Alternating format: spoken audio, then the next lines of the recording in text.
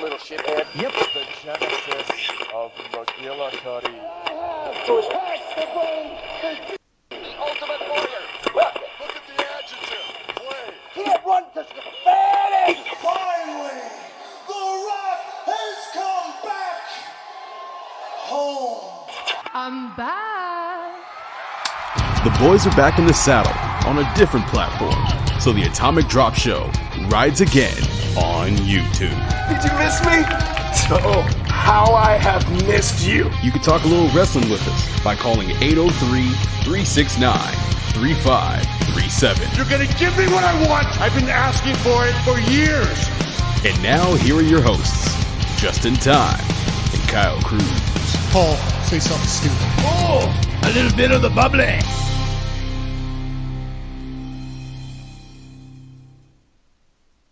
Hello, ladies and gentlemen. Justin Time here of the Atomic Drop Show. We are now coming back as promised as a part 2 to the news that broke out this afternoon. As many of you may or may not have known, I'm pretty sure if you've been living underneath a rock for the last 4 or 5 hours, there has been several dozen cuts to WWE's roster, and also part of their talent and on-screen and off-screen members of the WWE family. It's been a very hard time to digest what has been happening. We're kind of taking it day by day. Probably now, when I say this, you'll be hearing this hopefully by tomorrow. And we're still all trying to process what has happened. But the man that I share my microphone with is none other than Kyle Cruz, and we are going to be sitting here and we're going to try to make sense of what has happened. Kyle, how you doing this evening? I'm doing about as well as one can be. Very, very sad news here. A dark day, as we are just in the midst of a very dark time, really in the entire world, but certainly in the wrestling world, and specifically in WWE. So many releases of superstars, of producers, agents, backstage staff, other on their personalities as well. It is a tough time, and my heart and thoughts and prayers and everything are going out to everybody that's affected. Nobody is immune from. No, nobody is. Yeah, so it's just a really, really crappy time, man. And we decided to do a 10 o'clock show because right after NXT, we are hoping to just keep alert to see if anything develops, and if it comes over the wire via Twitter or any other web source from reputable sources, we will report it right to you directly. I have my finger on the pulse here, my finger on the button. I wish it wasn't on the pulse, buddy. I wish it wasn't. Yeah, no, it's you want to try and be as updated as possible. It is 10:04, so you'd hope that the news has stopped for the evening, but you just don't know. You really just hope that the news has. It's a crapshoot. It's a crapshoot. You'd hope the news has stopped, period, but you really don't know. I mean, we could wake up tomorrow and there might be more. I just don't know, and nobody knows here. Just have to throw it out there. If you want to be part of the show, if you want to just call in, talk about some of the releases or anything else on your mind, feel free to call us up. 803-369-3537. If you're on YouTube, you see the number on your screen, 803-369-3537. Yeah, let's just go ahead and get into it, brother. All right. So let us go down the... Well, we should actually probably start at the beginning of what transpired. Sure. Earlier today, there was a video conference call done by Vince, and said that there were going to be cuts and furloughs coming. The call lasted as long as 5 minutes, which on a personal level I find kind of cold.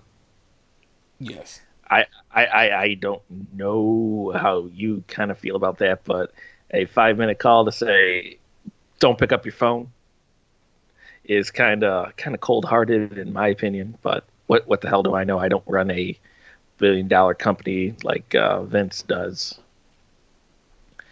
But with everything that has transpired this week for WWE, it has been outside of a Benoit tragedy or anything along those lines. From a business standpoint, it has been a very, very dark week. I think the last time it was this financially dark was back when the first run of the XFL got canceled and went bankrupt. And what's the old saying? Don't about history and doomed to repeat it. It's same damn thing that has happened back over again. And it is in the opinion of this journalist that history was destined to repeat itself, and it did this time around. I feel like the XFL triggered this huge decline. With also the virus that is running around that has crippled the world and put it out for business. But I digress. With that, I will now go through the wrestlers, producers, announcers, referee, creative, and other on-air talent for who has been cut in future endeavored.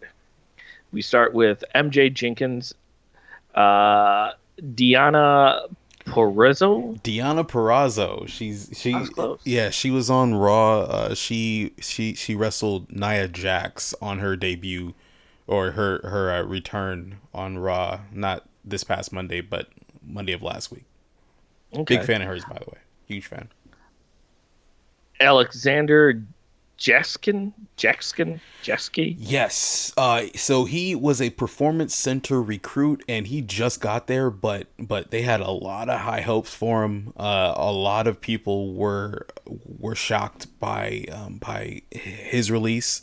I didn't really get a chance to see him on any of the NXT Florida loops down here, but reports were good, and it was just really, really shocking. Totally.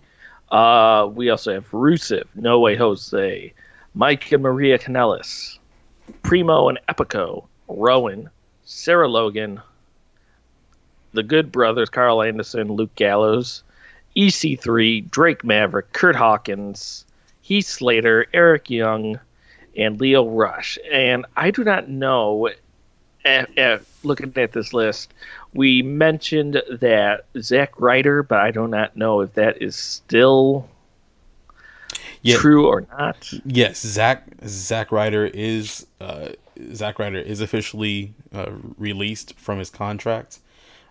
He is no longer a roster member. Let me see if I can take a look at my list as well.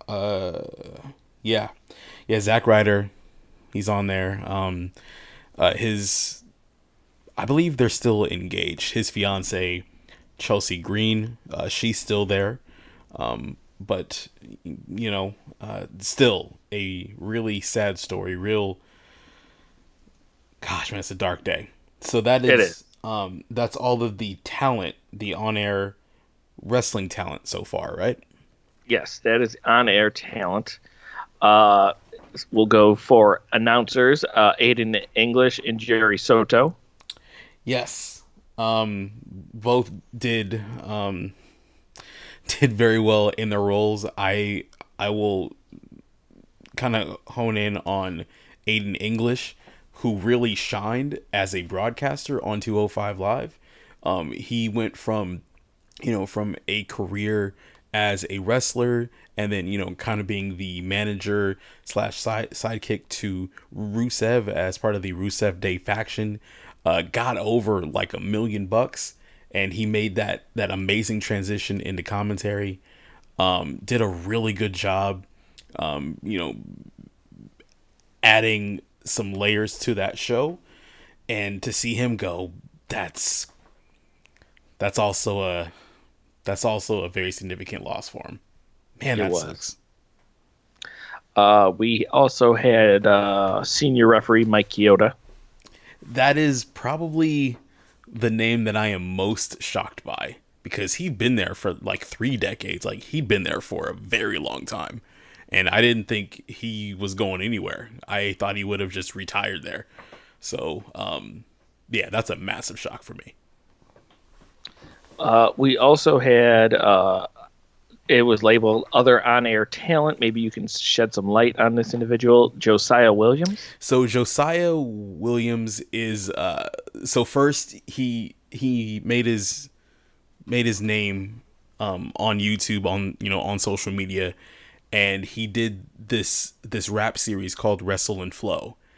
And he would take all these wrestler theme songs and he would put rap remix, like he would make rap remixes to them, add lyrics. His first video was my first exposure to him, and he did this awesome remix of the Undisputed Era theme song, and it caught the attention of lots of people in WWE, and he was hired last spring, and he's been on air digital talent. He's hosted, I mean, just even up through today. Probably after news of his his separation from the company, he's been hosting Instagram live videos throughout the entire pandemic. He is a wizard. He can rap, he can edit videos. I consider him not a super close friend, but we are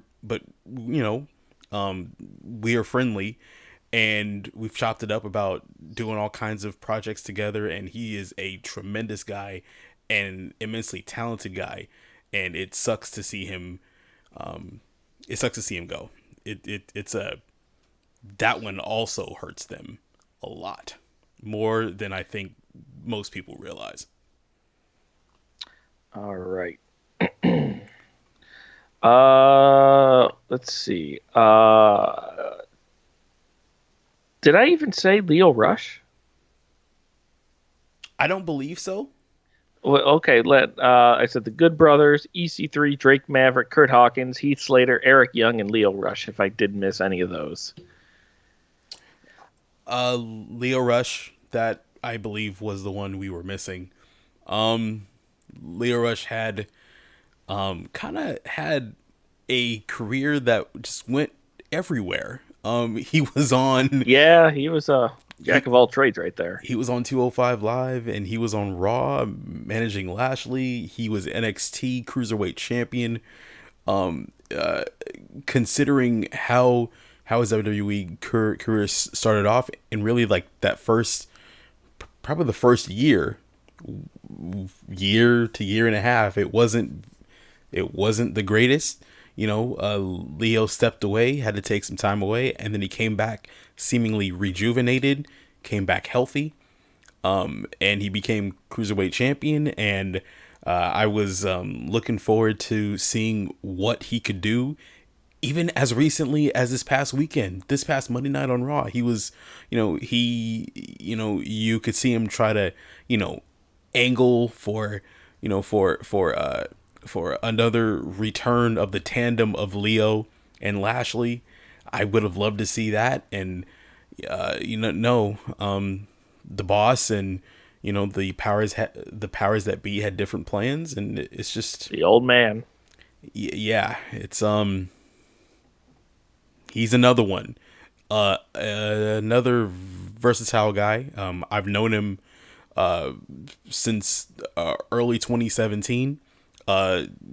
He's always treated me well. He's immensely talented as a wrestler, as a rapper, as an editor, as a designer. He can do a lot in and out of wrestling, and so it's going to be interesting to see where a number of these talents fall, because a lot of them are definitely multi-talented outside of the wrestling ring. Without question. All right, producers: WWE Hall of Famer Kurt Angle, Billy Kidman, Mike Rotunda, Pat Buck, Fit Finley, Sean Devari, Scott Armstrong, Sarah Stock, Shane Helms, and Lance Storm. I mean, you take a look at the list of names. Some have been there for a very long time. They're all respected. They've all, done something in this business. They've all helped train, and helped produce and agent matches, of some of your favorite superstars. I am surprised, quite surprised, shocked by the release of Finley. Fit Finley is, he was synonymous with the growth of the NXT women's division specifically, but just the entire women's division. I mean, I remember stories about him in like 2005, 2006, trying to get, just anything substantial for the women long before, a revolution started, long before the evolution or whatever you want to call it started. So he was highly instrumental in that. Billy Kidman, another one, highly influential, with those guys, those guys I'm talking about, the indie guys, your Seth Rollinses, your Kevin Owens. Some of the greatest matches, some of the greatest match finishes have been planned out by this crop of people. Lance Storm just joined them not too long ago, but it's sad to see him go only after a few months. IRS, Mike Rotunda, I mean, he's been with them for a very long time as well. It's bad, man. Like, right. And I know that's just going to be the response for everything, but the consequences are going to be felt for a very long time. One of the producers that are still there, by the name of Scrap Iron, I mean, that's what he went by, Scrap Iron, the Scrap Daddy, actually an old alumni, an old guest of the Atomic Drop Show. He's one of the surviving, if you will, producers. And he put on Twitter not too long ago, he said that, he's humbled to have studied under the learning tree of all of these producers, and that, he's learned, and that the best thing that he and the other remaining producers can do is just do the very best they can to try and run with the ball on their behalf.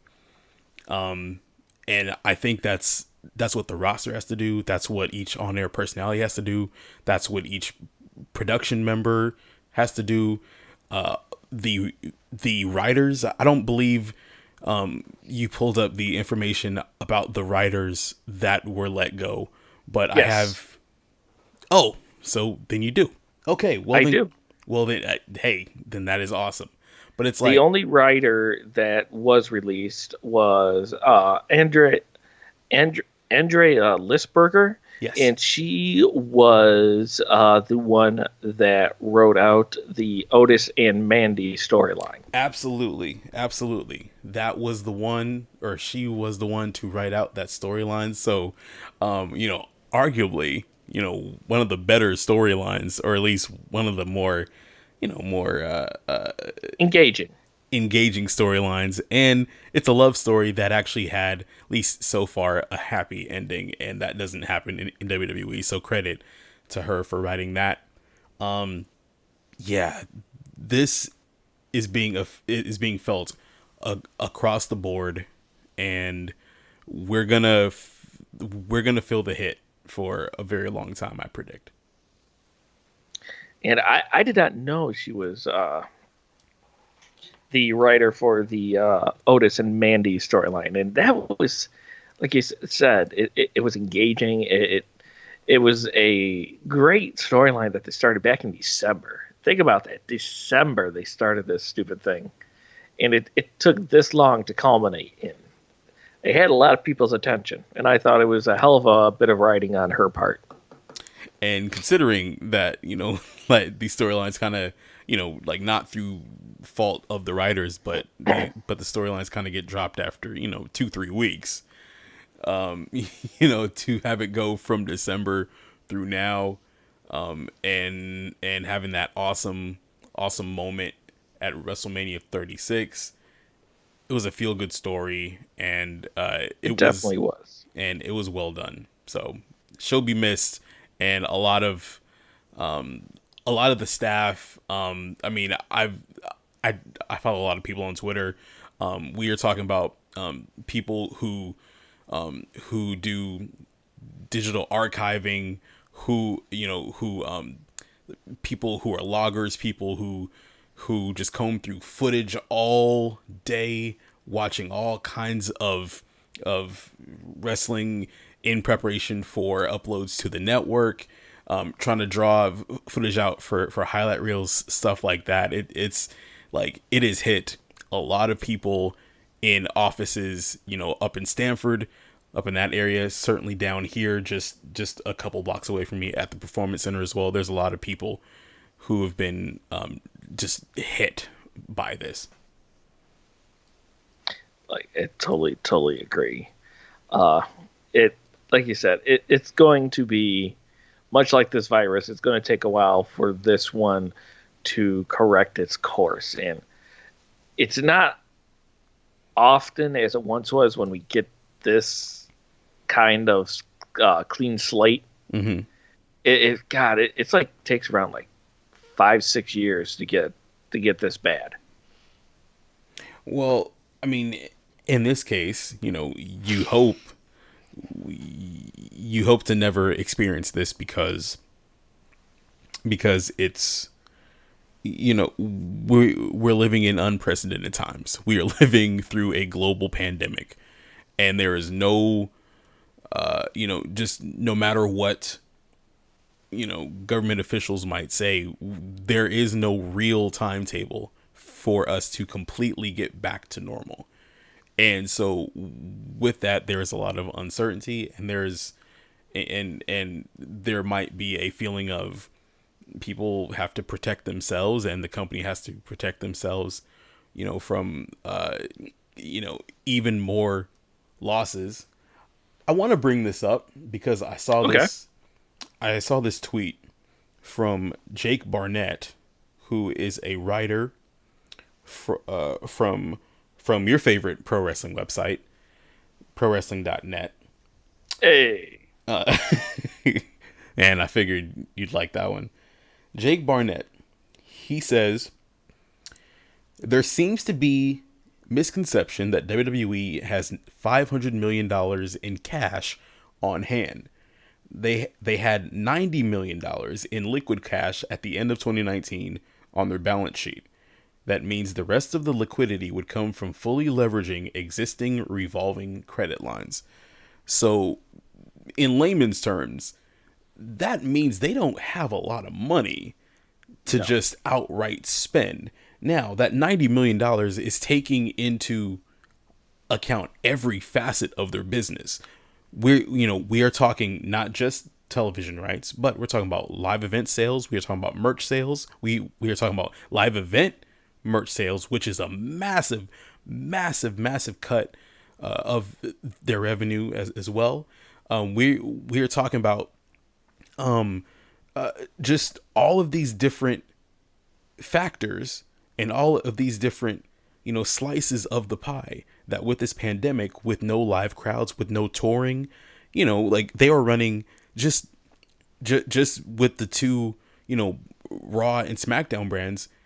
Those had two house show tours, and then you had the NXT brand that had a local Florida house show loop, and then a national house show loop. So they had 4 touring brands every week, 4 touring crews, and sure, with that came a lot of coming with that is a lot of expenditures, but there's a lot of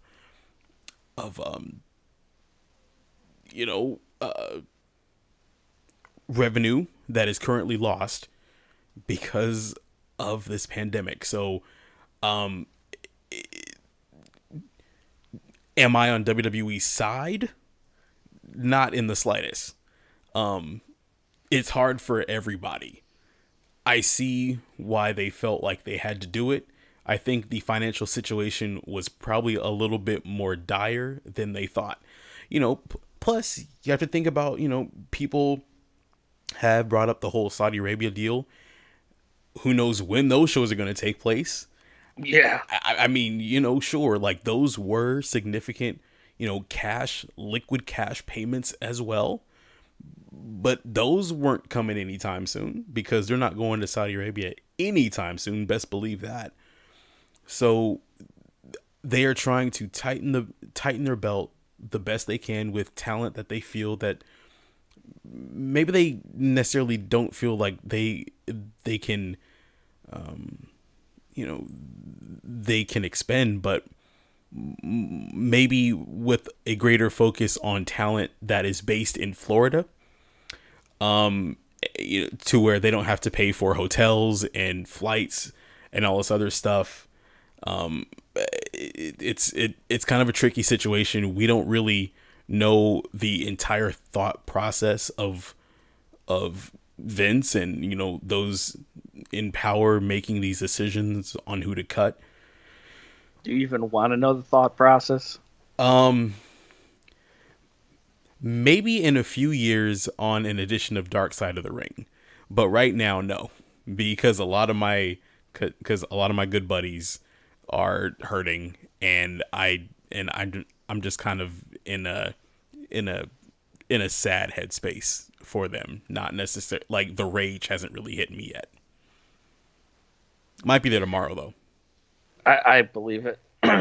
like we spoke about earlier, these people more so than on a personal level than I ever can, and I don't feel like I can ever understand what they are going through, what you're going through, and knowing the business as well. Probably, I dare say, this business more than I ever will, without question. I go to you for like stupid ass questions, and you're just like, oh, blah blah blah blah blah. It's like, oh yeah, but I know you have a very deep connection. I understand how personally impacted you are because of this, and it sucks. It just flat out sucks. I mean, there is no good time to do this, but you don't even hear like massive companies coming out this publicly to do such a thing. And I think what hurts even more is that WWE was deemed essential, but yet they had to use old archive footage to fill in like an hour and a half of Monday Night Raw, and you look at this roster and you go, why didn't they just use any of these people? That's the thing that gets me. One of my things, and once again, my anger hasn't fully formed yet, if you will, but I saw, it's like Monday morning, No Way Jose posting a picture on Twitter or on Instagram or somewhere on social media. And he posts this picture of a basically empty airplane. And he's like, hey, work calls, man. I gotta go. Here's a look at who I'm flying with. And there's like legit like 3 people on the plane. And you see that picture and you see, like, you recognize the sacrifice that these wrestlers go through, and the staff, right? To get on a plane, flying from wherever you're flying from to get to Orlando, wrestling a 2 or 3 minute match, and then flying back to your home, probably having to do some kind of self quarantine because you don't know what's happening in any of these airports. In the midst of that, and we're not sure whether they were texts, whether they were phone calls, I'm not exactly sure. So I don't want to speculate there. I've heard lots of speculation, and I don't want to necessarily get into that. But being contacted by whatever way to say, hey, we don't need you. You know, you are no longer deemed essential personnel, so we are going to fire you. It shall be noted that I believe it was Justin LeBar who reported earlier that the wrestlers themselves are actually being terminated. They are being fired. But the behind the scenes staff, they are currently just being furloughed. And, you know, just with a hope for the best for the future. And I'm like, I just, to treat the wrestler's future in such a callous way, it's going to be a bitter pill to swallow. And you could see in some of the responses where there's not really a whole lot of praise and thankfulness to the company, perhaps in how they let some of these people go. Right. We will probably hear more as the days and weeks progress, as things perhaps get a little less raw in the moment, but a little more calculated and measured as the emotion really starts to set in and the reality starts to set in. Speaking of emotion, Cody Rhodes just sent this out on his Instagram 1 minute ago. I'd like to take a moment to say how proud I am to be friends of Z Ryder 85, which is Zack Ryder. In a world of weekend warriors and, quote, play wrestlers, this dude expressed passion and drive for pro wrestling like no other.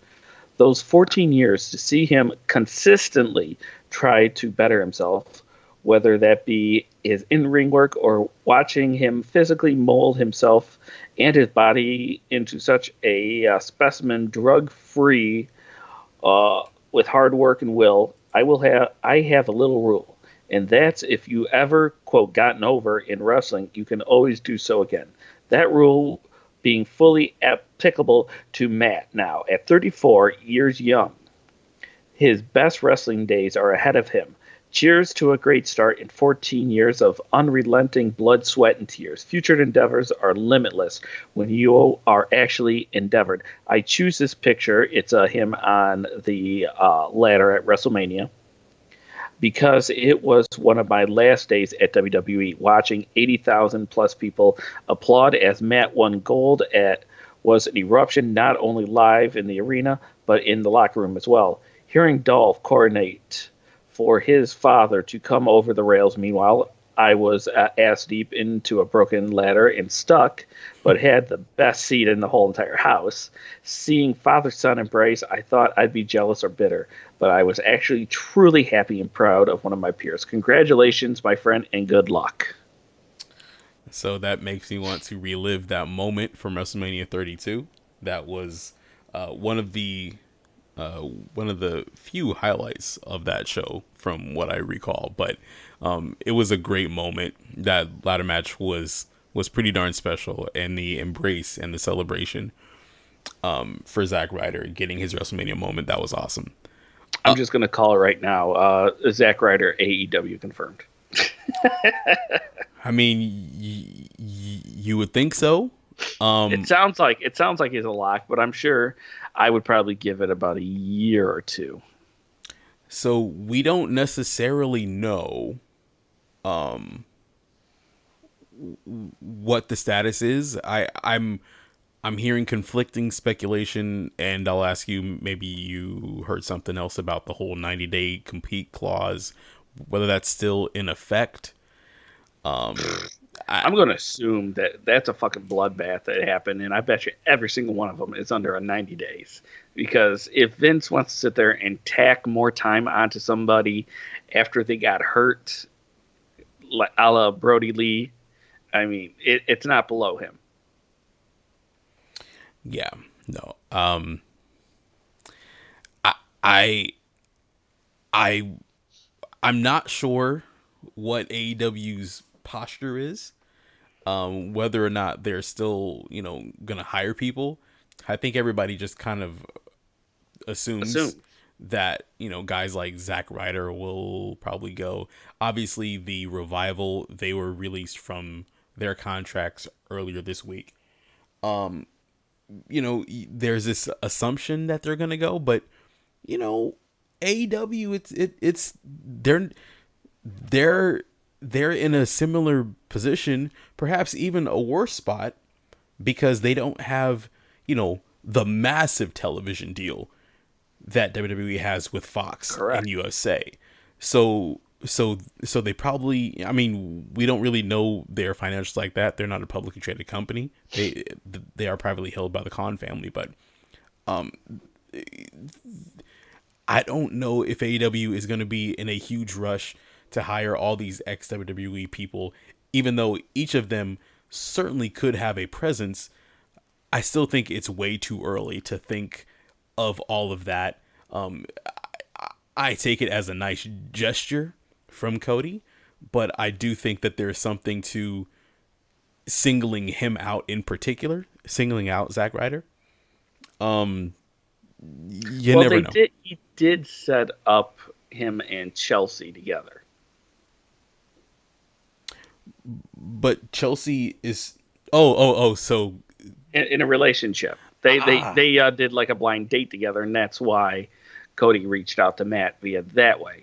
See, I didn't know that that Cody was playing matchmaker there. I had no idea. Yep, he was the initial reason why those two got together. It was him and Brandy set them both up together. Fun fact. That's fantastic. I did not know. Yep. That's why he singled them out. Man, that's really cool. It's a trying time. Zack Ryder has been in WWE for 14 years, since 2006, as part of the Major Brothers. Going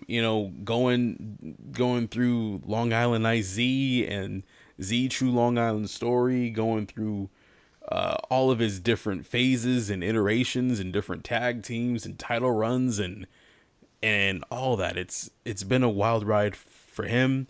One of the guys that didn't really surprise me as far as, him being released, because I don't think he was going to re-sign anyway, but somebody who could immediately at some point make an impact, whether it's in AEW, whether it's Ring of Honor or Impact or New Japan or wherever. It's Rusev. Yeah, it's Rusev Day. It's Rusev Day every day. And I have to put it out there. A couple weeks ago, Rusev put out on Twitter that he was going to give $20,000 of his own money, give up 20 grand to support some of the behind the scenes, production people, those people that generally we don't know about, as they were displaced because of all the tapings being moved to Orlando and just all that loss of income. Good guy Rusev, does this, and he's all, just all reports, everybody just always has like the nicest things to say about him, and to see him let go, and to see him in a position where there isn't an automatic path for him anywhere right now. It's it's maddening. It's kind of infuriating. So It is. so we'll see where he goes. Do you have any predictions? I know it's kind of early, but just try to think on the optimistic side of where he could go in the future. I mean, everybody wants to say AEW, but also don't forget there is a third wheel, TNA, too. I know you are a big supporter of TNA. I don't know if that still is true with you. But I feel like anybody who gets Rusev is pretty much just going to get pretty much an all-around amazing wrestler. I just want to see him be used correctly and utilized correctly. I want to say that when I was at Mania 30 at Fan Access, I saw him wrestle live at the Access with Lana. And I thought that was pretty damn cool because I didn't really understand who Rusev was then, but now looking at him now, I wish I could have paid more attention and gotten behind him sooner. But that just kind of falls on me. And I will forever miss his sandal wearing appearance at the Survivor Series. his sandal wearing appearance at the Survivor Series. Yes, indeed. Yes, indeed. That's brilliant. I love it, man. Yeah, he's one of those guys that just for whatever reason, he got over, maybe when he wasn't supposed to get over, or in spite of his push. And Vince hates people that get over organically. I tried. Mrs. Time was talking about that too, and I said Vince hates people who get over organically, and the only person that has been able to do it successfully was Daniel Bryan. But even that was a fight. That was a huge fight, but out of Rusev and even Ryder, we stuck more with Daniel Bryan. I don't know what we did, but with Daniel, it just felt like this just needed to happen. Yeah, I mean, Daniel Bryan certainly, just one of the positive stories of getting yourself over that didn't necessarily translate long term for guys like Zack Ryder and Rusev. Is there anybody else that's gotten over like that? Am I missing anybody like that? Super organically like that? Yeah, I mean, those are the only three that ever come to my mind. I mean, in spite of their push, I mean, I can't say that they got over to really like any one of their three's level, but I think Cesaro, to a certain extent, he's perpetually over to a certain extent, but not wildly popular. You won't hear Cesaro chants like you'd hear a woo woo woo chant during another match, or a yes chant in another match, or a Rusev Day chant in another match. Especially now, I can't really think of anybody. I don't know of anybody. It's hard to do organically. We've said it before, and it's pretty much just common base fact that if you get yourself organically, Vince hates you. He is the say-all creator. He likes to emulate himself as God, and he will put you in a place where he deems you accessible. And that is how he just operates. That is how he will always be. That will be the way until he is no longer among us, which I don't ever. Nobody wants to ever say that about. Man, don't speculate that, brother. Don't speculate that. But yeah, I mean, yeah, just for the duration, you can expect that Vince really isn't going to change his ways. No, And he bought his mother a tennis court and made a tennis court for his mother. that is true. That is I true. mean, he does have a heart somewhere inside of that damn body of his. Well, I don't think a lot of people, well, I guess I really can't say, but I haven't heard too many stories of Vince being particularly vindictive as far as personally.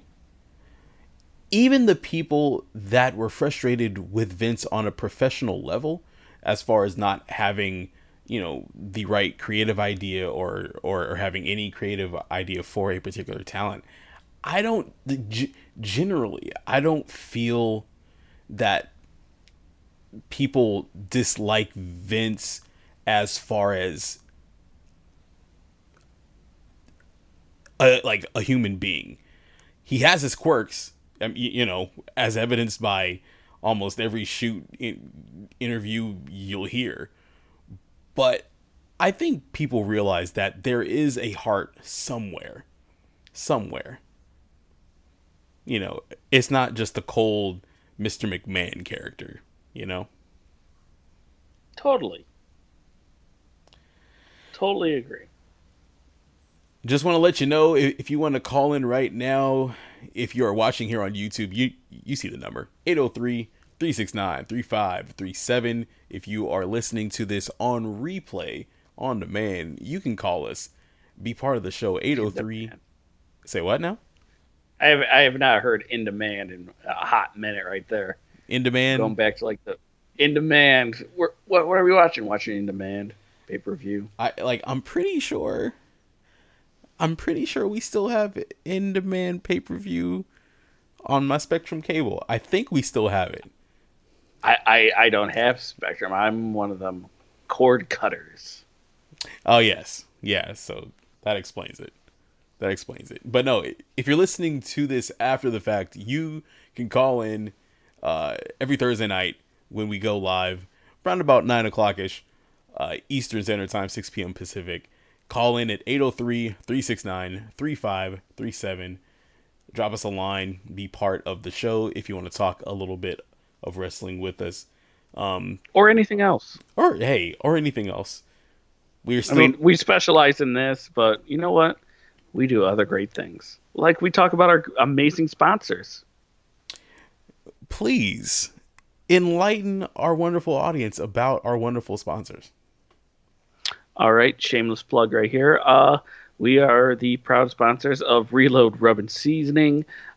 Make sure you go to reloadrub.com. Get yourself some sweet rub right there, or some sweet swag merch, whatever you want to call it. I got me a nice koozie over here too that I love to use now. They specialize in, as I said, rubs and seasoning. Fully loaded, double action, pack and heat, Magnum. Oh, delish. They got others too, high caliber, and just check them out. Use a promo code Atomic Drop at checkout. Save yourself 10%. Love you guys at reloadrub.com. Reload Rub, I'm telling you, it is a lifesaver. It is a game changer. You will not be disappointed. Double action, that sweet smoky barbecue blend. That's my favorite thing, and it sounds like I'm pitching right now, but like legit, I put it on everything. We had nachos tonight. And we like to make our own taco sauce. Our own taco seasoning and all this kind of stuff. That? And I'm like, all right, well, but hey, look. I like to put the usual chili powder, cumin, onion powder. Hey, I'm looking for what backups here. Are you gonna feed me? No. No. Okay. Nope. Well, then that's perfectly fine.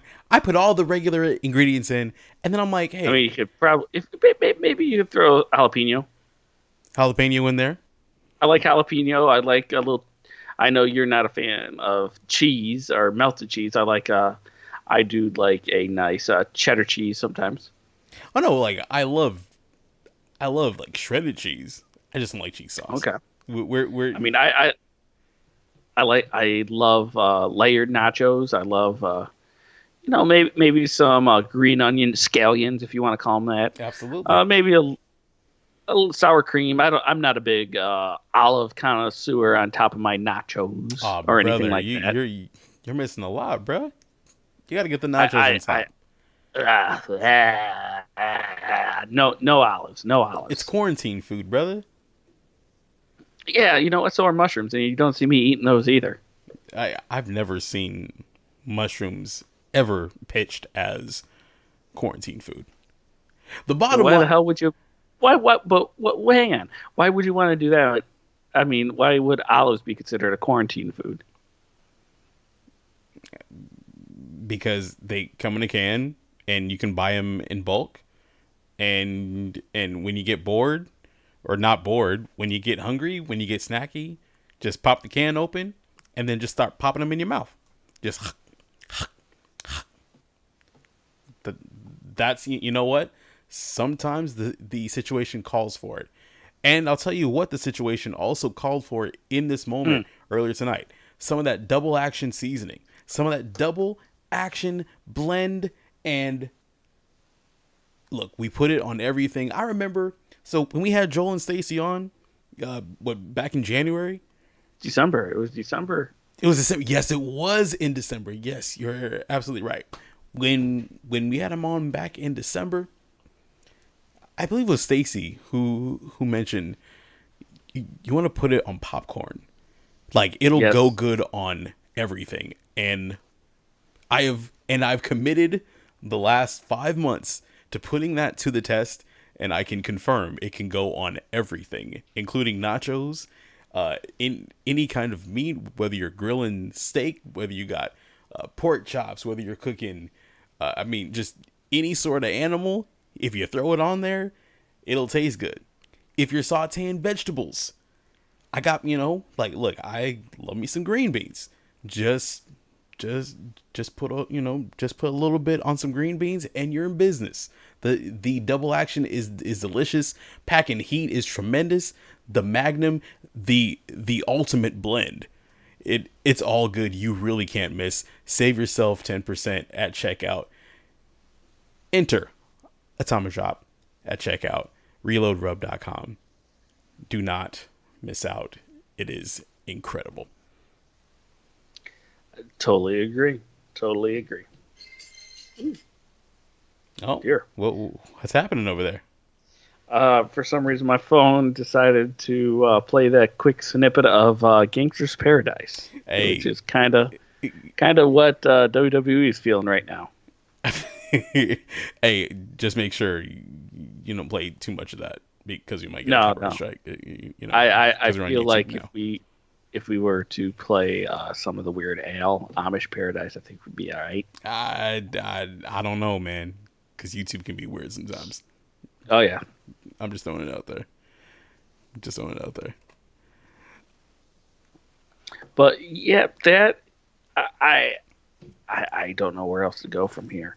I mean, it's been a dark day. I'm hoping that it's only a one and done, but WWE, as we said, has been known to throw a curveball in there and say, "Here's day 2. See ya, bitches." And those ones it just continues.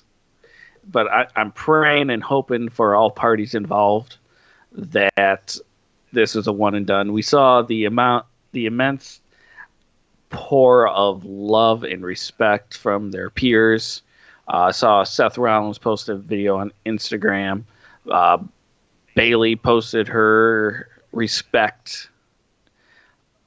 She said she actually reached out to one of the released, said that that person was very happy to be released. My personal opinion, Rusev. Just weird. Heath Slater. I follow Heath Slater on Instagram. Sure. And he said everybody's waiting for his piece of advice or what he thought. And he said, I need some more time to digest before I release a statement. But in the meantime, thank you for all the love.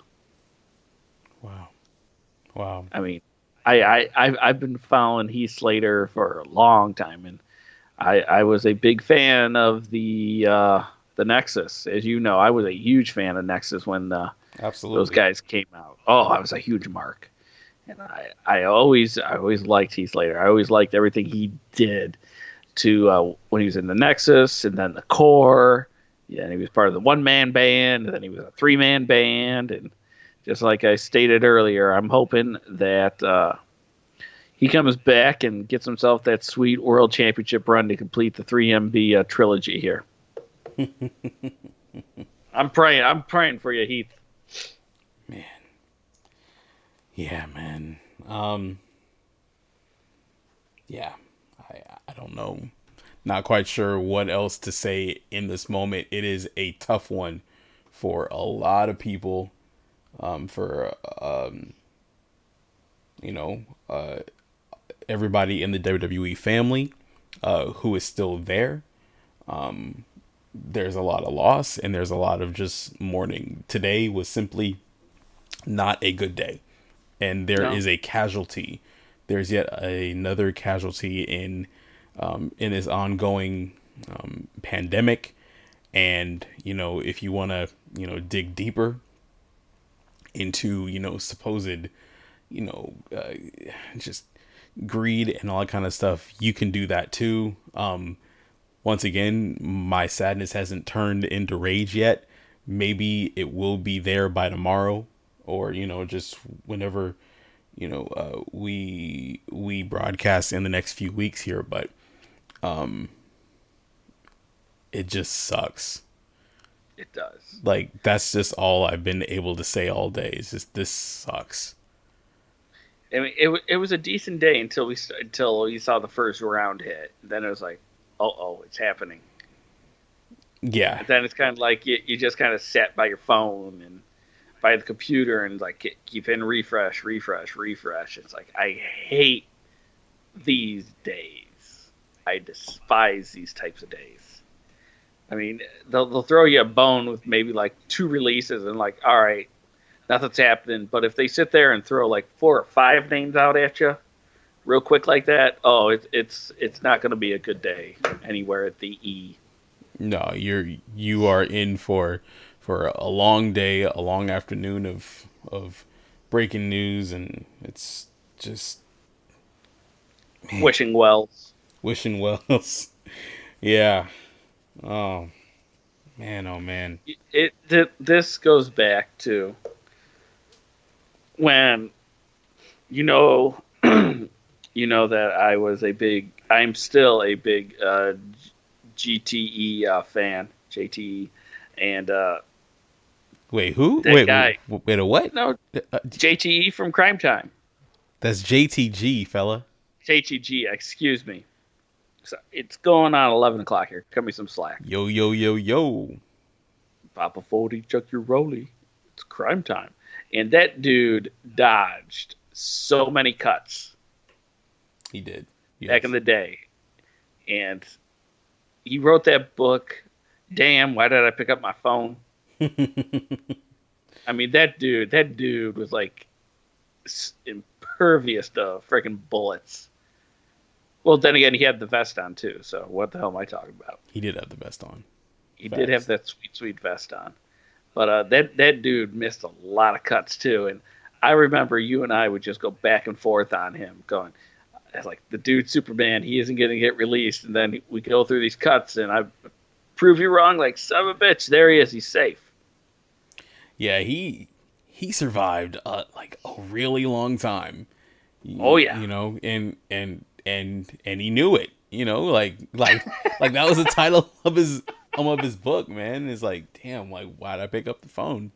And yeah, it's now he's doing beard products. Well, have you seen his beard? I have. It's a dope beard. And now coming from one that's growing on my face, it's like, damn, look at him. Yo, it's pretty legit. Yo, he glistening. He shining, boy. Yeah. But yeah, man. So there's still more analysis to come as as we break down this day, just in the next day or two, and as we really try and unwrap what we've seen. I haven't seen AEW. I haven't seen NXT tonight, so I don't know how those shows. I don't turn know out. what's happening. Yeah, I mean, we've been checking our feeds, and as of right now, as of 11 o'clock Eastern Standard Time, nothing has happened yet from NXT. So here's hoping nothing bad has happened. hopefully. Oh man. Otherwise, it's just going to make for a very late day, or they might sit there and just start releasing the cuts on tomorrow morning. So if that does happen, make sure you tune in tomorrow night around 9:30. Yes, we will be here to break it all down for you.